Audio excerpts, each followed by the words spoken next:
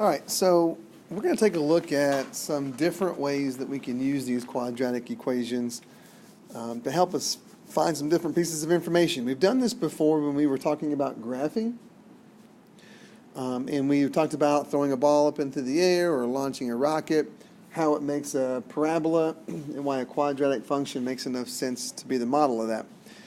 Kind of the same thing today, only we have more tools to use to solve quadratic equations, and so we can answer more questions, and so we want to be able to do that, and that's the purpose for today. So we're talking about using a quadratic model, and there are some things that are going to affect the model because it affects the path that a projectile would take, right? First of all, there's a difference between throwing the ball up into the air and just dropping it. So the first guy is just dropping a ball, and the second and third guy are actually throwing a ball up into the air. And so there's an initial velocity there, just dropping the ball. There's absolutely no velocity at all.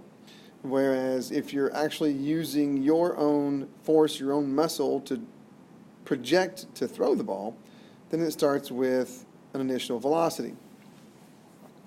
So that's going to affect some things.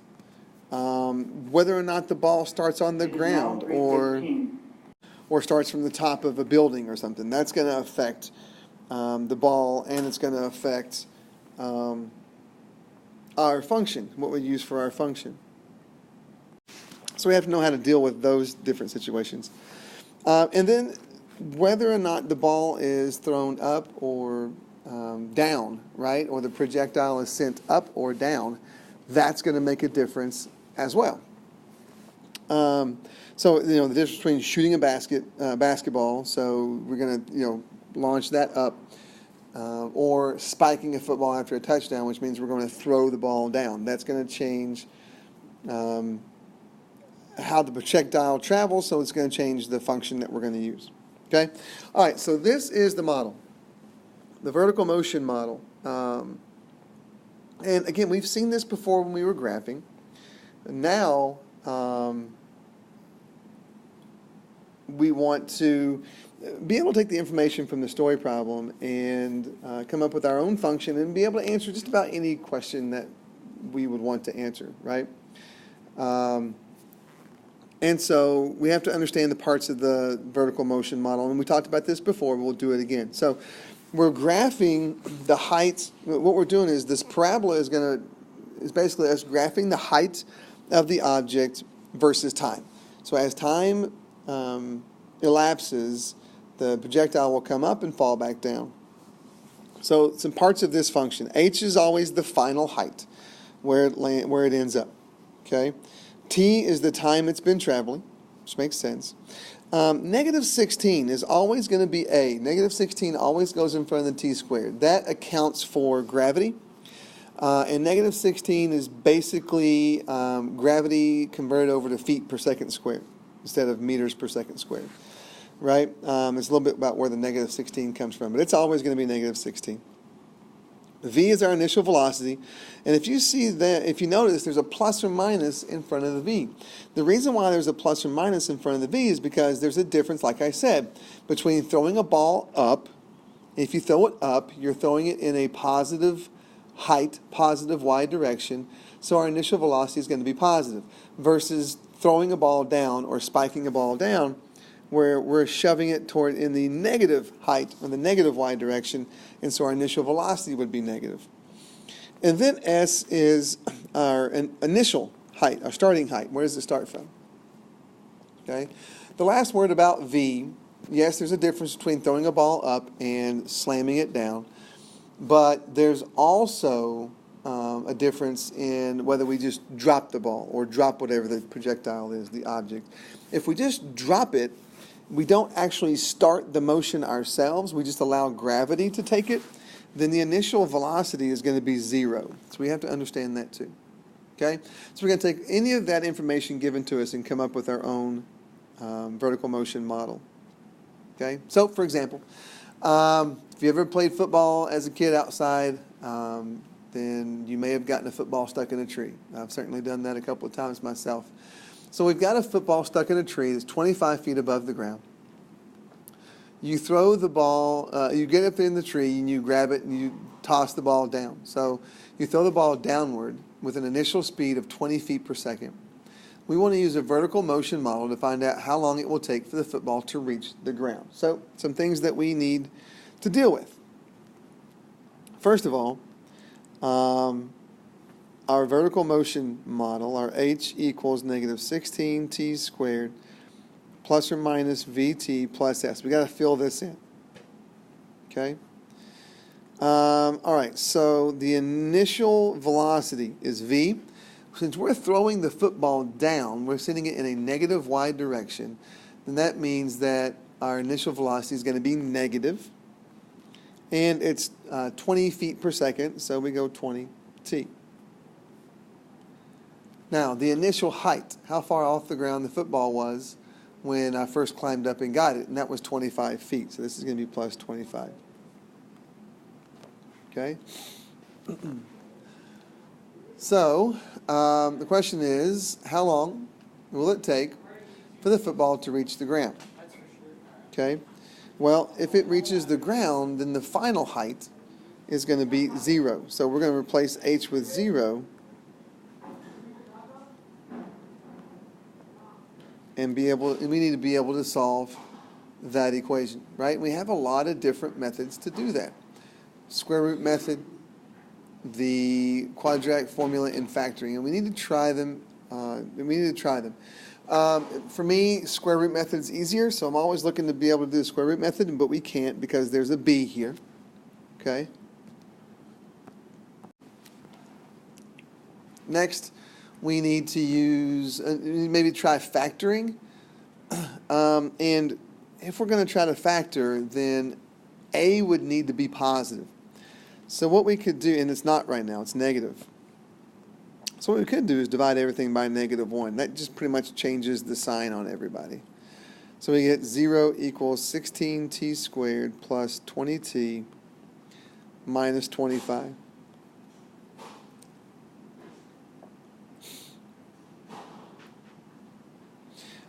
And at which point we would try to factor. And you go through your process, and you're going to find out that there's really no way to factor this. So dividing by -1 end up kind of being a moot point. But that being said, we're left with quadratic formula. So t equals opposite b plus or minus the square root of b squared minus 4ac all over 2a. So start plugging in. So -20 plus or minus the square root of 20 squared is 400. And then -4 times 16 times -25 will give you 1600, positive 1600, over 2 times 16, which is 32. So we get -20 plus or minus the square root of 2000.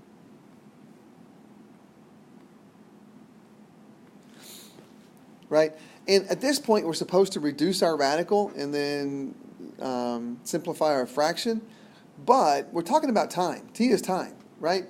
And we don't want to tell someone that it's going to take a square root amount of time for anything to hit the ground. So it doesn't make any sense. This is one of those times where you can actually go ahead and type in -20 plus or minus the square root of 2000 over 32. Now, the way you would do that, and get a decimal answer. We can get a decimal answer here. The way you would do that is you would type in -20 plus the square root of 2000 and hit enter, and then divide by 32. And that will give you one answer. Then you would take -20 minus the square root of 2000, hit enter, and then hit divide by 32, and that would give you another answer. And so we would be looking for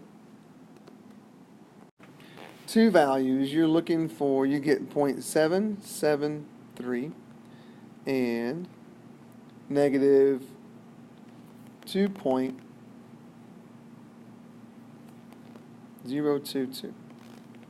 Okay? And so we take a look at this, and time can't be negative. We're not going to travel back in time. So we're not going to use the negative time. And so what this tells us is that it took 0.773 seconds for the ball to hit the ground. Okay? So there you go. Next example, right? A little bit different because now we're talking about a baton twirler. that tosses the baton into the air. The baton leaves the twirler's hand 6 feet above the ground, which makes sense because they're going to release that baton above their head probably. And it's going to travel at an initial velocity of 45 feet per second. Then the twirler is going to catch the baton when it falls back to a height of 5 feet. So let's come up with our equation first. So h equals negative 16t squared plus or minus vt plus s. Now h is the final height. When she catches the baton 5 feet off the ground, then the final height is going to be 5 feet. He or she throws the baton into the air, which means we're throwing it up, which means we're going in a positive y direction. So our velocity is going to be positive 45t. And then our initial height was 6 feet. That's how high the baton was off the ground when they released it. So there's your equation that you need to be able to solve. We cannot use the square root method because there is a b right there. So we're left with either factoring or the quadratic formula. Either way, we have to get this in standard form. So we subtract 5 from both sides. 0 equals negative 16t squared plus 45t plus 1.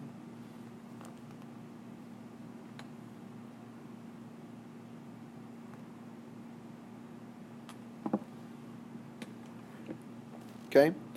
Now, we can take a look pretty quick and know that we're not going to be able to factor this. We have to have factors of 1, which is 1 and 1, and factors of negative 16 that multiply and add to 45, and that's not going to happen. So I don't have to worry about dividing by negative 1. I'm going to go ahead and use the quadratic formula. So opposite b plus or minus the square root of, so this is going to be 2025, that's b squared, plus negative 4 times negative 16 times 1 will give you positive 64, all over negative 32. Okay, so we get negative 45 plus or minus the square root of 2089, all over negative 32. And again, we're talking about time, so it makes more sense to put this in as a decimal. So we go ahead and type this into our calculator. And again, you want to make sure that you do this in pieces. You want to make sure that you take negative 45 plus the square root of 2089 and divide it by negative 32. And then take negative 45 minus the square root of 2089 and divide it by negative 32. And your two answers would be negative 0.022 and 2.83. So again, we're not going to travel back in time, so we're not going to use a negative time. So apparently the baton was in the air for 2.83 seconds. Okay? All right, so really we're just trying to see how the function is affected in different circumstances. Next one, Mr. Henderson is going cliff diving. He climbs to the top of a 50-foot cliff and steps off. How long will it take for him to hit the water? Okay, so if we use our model,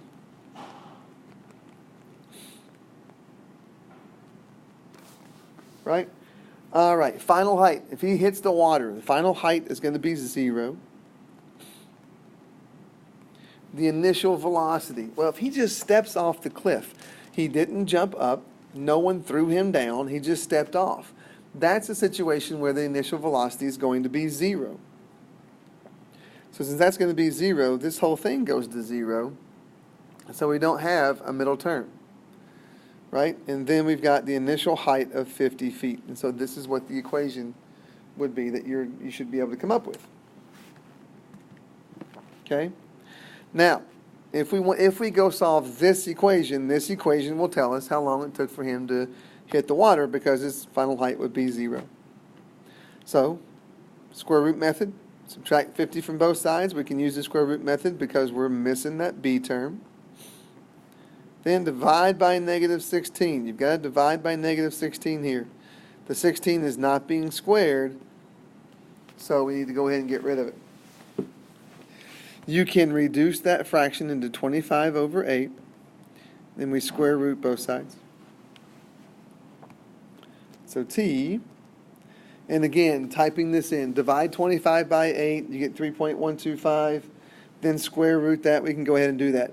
Now, I've forgotten one thing that I tell you guys never to forget, and that is when you square root in an equation, you got to make this plus or minus. So we're going to get plus or minus 1.76 seconds, knowing that we cannot have a negative time. So it's going to take Mr. Henderson 1.76 seconds to hit the water. And we want to make sure we write that out in a nice complete sentence. Okay? All right. Why don't you go ahead and take a shot at writing out this next function, just the next function. And then we can talk a little bit about how to find the answer to these different questions. Okay? Stop the video, come up with your function, and then start it back up, check, make sure you're getting the function, and then we'll talk about how to do these problems.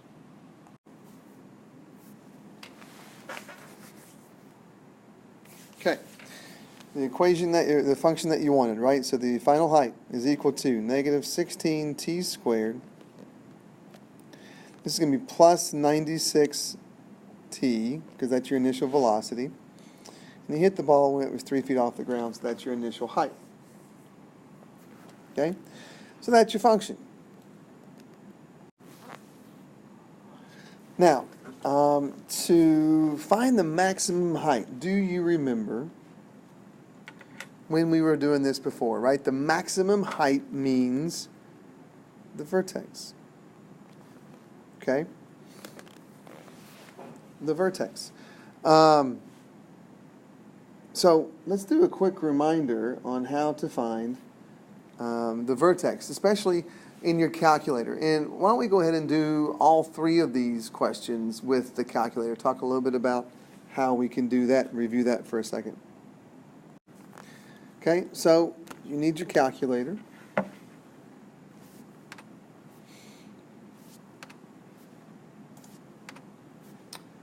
So we bring the calculator up. There it is. And first things first, we want to type in our function, right? So our function was negative 16. I know it's t squared, but we got to use x squared plus 96 x or t plus 3. And then we're going to graph. And we're not going to see squat. So let's try zoom, fit. Okay, starting to get a little bit better idea of how to see this parabola. But I want to knock out some of the y-axis. I don't need to see this much y-axis. I'm going to knock out some of the x-axis and give me on the minimum side, the negative side, and give me more y-axis on the maximum side. So, I'm sorry, x. I keep saying y, but this is the x-axis, obviously. Okay, so let's go negative maybe 1, and then go out to 10. Right? Y minimum, I don't need to be that low. So how about negative 10? And then we go up to maybe 160. And hit graph. Okay. That might actually be even too low for the x-axis. So I'm going to make my y minimum a little bit bigger so I can see more of the x-axis. There we go. A little bit more. All right. Now remember the maximum height. What is the maximum height? How long did it take to get there? The maximum height's always the vertex. So we want to go find the vertex. That, for you TI people, means we're going to hit second calc, and we want to find the maximum. Remember that it wants you to set left and right walls. So left wall, we can put just to the left of the vertex. Right wall, we want to put just to the right of the vertex. And then guess, whatever. You can arrow over a little bit if you want, and then just hit enter. And there is our maximum. So T is 3, H is 147. Right?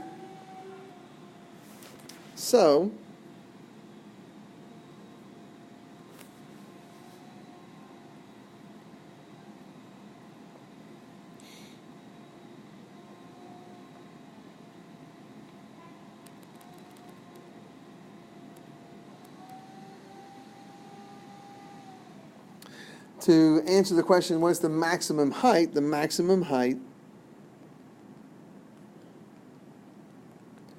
was 147 feet. Right, we do a quick check to make sure that's right. Yep, 147 feet. Next question, how long does the baseball take to hit the ground, right? Well, since the y-axis is your height, then in this graph, the ground is basically the x-axis, right? So it's going to hit the ground right here. It looks like it hits the ground back here too, but that's going to give us the negative time, and we know we can't have a negative time. So we want to go find this guy right here. Now remember that that's the x-intercept, which for a quadratic function means roots, zeros, and solutions. So we want to go find a 0. And it wants us to do the same thing we did for the vertex and do that for the 0. Set a left wall, then set a right wall, and then hit enter for it to guess. And so there you go. Y is 0, so the height is 0, and the time is 6.03. So if we wanted to answer that question, how long does the baseball take to hit the ground? It takes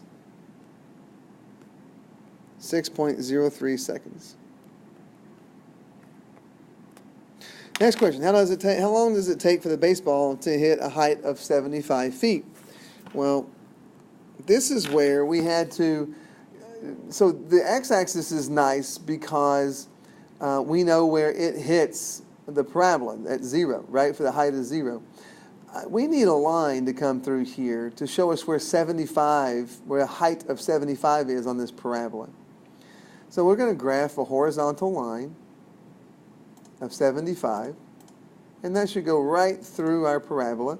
And so this is a height of 75 feet. So we need to know when the ball hits that height, here and here. There's going to be 2 places, right? So we go second, calculate. And now we're talking about the intersection of that straight line in that parabola. So we need to find some intersections. First thing it asks for is what's the first curve? First curve is the first graph, so we hit enter. And then hit enter on the second curve. And make sure that both of those cursors are close to what you think is that first intersection point. And then hit enter again. And it tells you that at a height of 75 feet, it took 0.88 seconds. So we go to answer our question. It took 0.88 seconds the first time.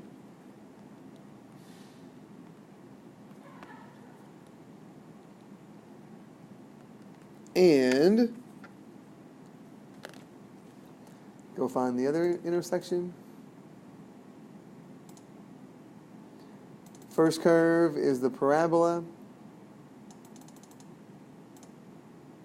Second curve is the straight line. Make sure that both cursors are close to that second intersection point.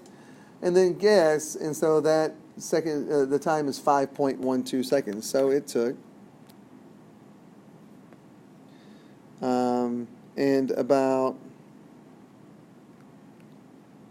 5.1 seconds the second time. And of course it's going to hit 75 feet twice, on the way up and on the way down. Okay? So, quick reminder on how to use your calculator to get these different values. Okay? All right. Now, we've got a couple of examples here that get us away from the vertical motion problems and just into some quadratic equations that we can still use to model a situation. So here, a cafe has a rectangular patio, right? The owner wants to add 329 square feet of concrete to the patio. And he or she wants to do it by expanding the existing patio and just adding some to the length and some to the width, and make sure they're adding the same amount to the length and the width. So we can kind of keep the patio sort of proportional, I suppose. Right?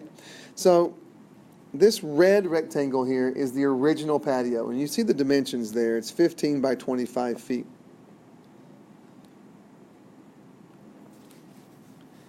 And they want to extend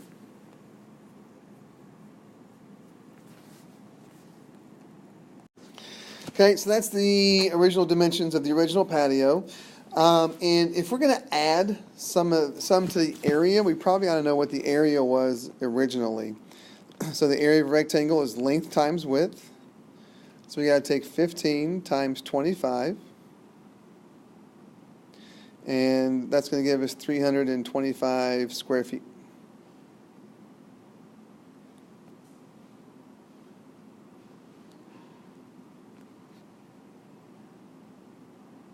Sorry, 375 square feet. That's why I was hesitating. It didn't sound right.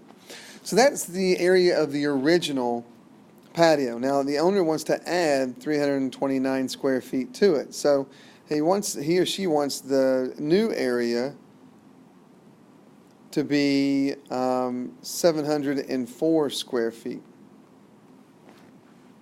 Okay? Now he's going to pour more concrete all the way around the patio, okay, to make it look like the blue patio here, okay?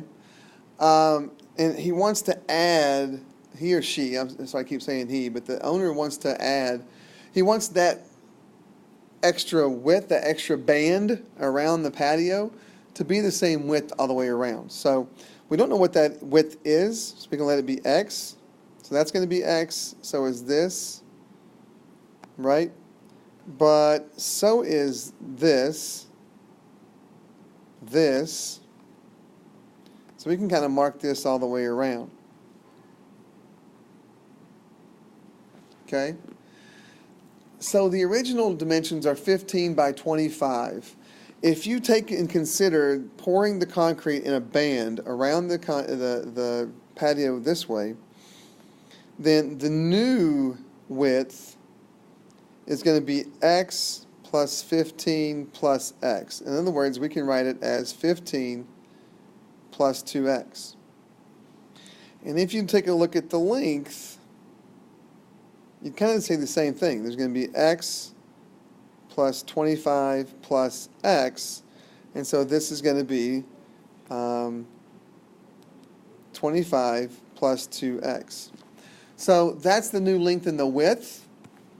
So when we multiply the length and the width, we get 15 plus 2x times 25 plus 2x equals 704. That's the new area. So that's what you would need to go solve in order to find how wide that new band is going to be. So we got a FOIL. Right? So 15 times 25 is 375. Plus, let's see, your outs are 30x and 50x. 2x and 2x is 4x squared.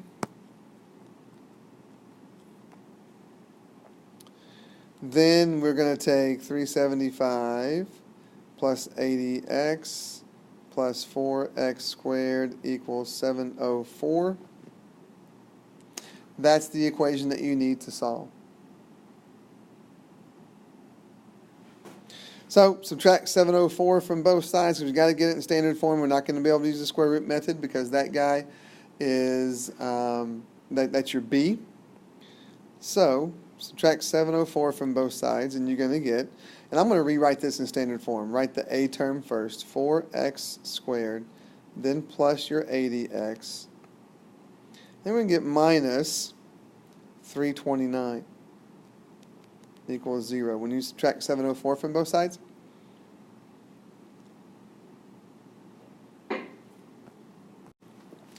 and that's what we've got to go solve. Quadratic formula is what you're going to need to use. You know what, though? We could actually use our calculator for this as well if we didn't want to use quadratic formula, right?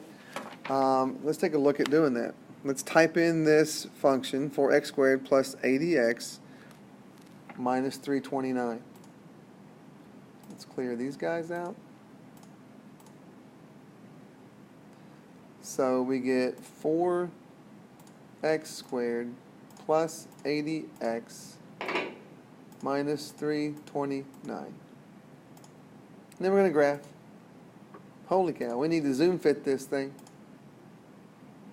Holy cow. That's not helping a whole lot.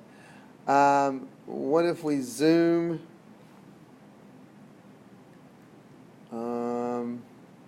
Try a different thing. How about we zoom? What if we zoom stat? No, doesn't help a whole lot. Okay, let's set our window then. We need a much, much bigger window. So let's go negative 20 maybe, and then out to 20 on the x-axis.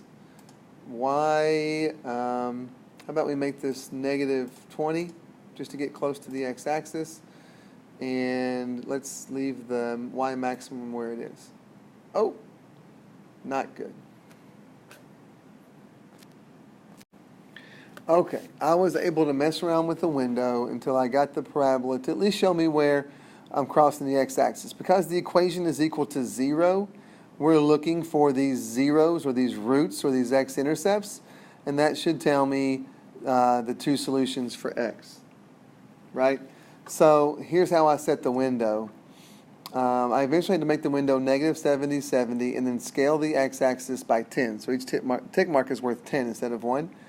And then the y-axis, I had to set negative 50 to 100 and make each tick mark on the y-axis 10. And that allowed me to see the graph like this. And it's just something that you have to sort of play around with until you get the parabola to look the way you want it to look. Okay? All right, well, I'm finding these x-intercepts, so we're still going to second calc. Go find the 0. And, find our cursor. There it is. The cursor's just to the left there, so we can use our left wall there. When we hit arrow this way, now our cursor's just to the right, so we can hit there and then just hit enter. And there's one of our solutions, negative 23.5. So one of our x's is negative 23.5. The other one, we got to go find the other intersection. So second calculate 0. So we start arrowing over until we see that cursor pop back up again. Oh, there it was. There. Now, since the cursor is down below, that means it's just to the left of that point. And then when we arrow over, it's above, so now it's just to the right. So we hit enter again, and that's our other intercept, 3.5. So those are our two solutions. Now you got to think about which one of these makes more sense. We're talking about extending the length and width of that patio. So we're talking about a length, so it can't be negative. So what this means is that they need to extend the patio 3.5 feet in all directions, length and width. Okay, and that will get them their area of 704 square feet. Okay. All right, I'm going to leave it at that. I'm going to skip that last problem. If you're just dying to see it, come on in and we'll take a look at it. But for now, I think that's enough. So go ahead and get into your homework and have that done by next time.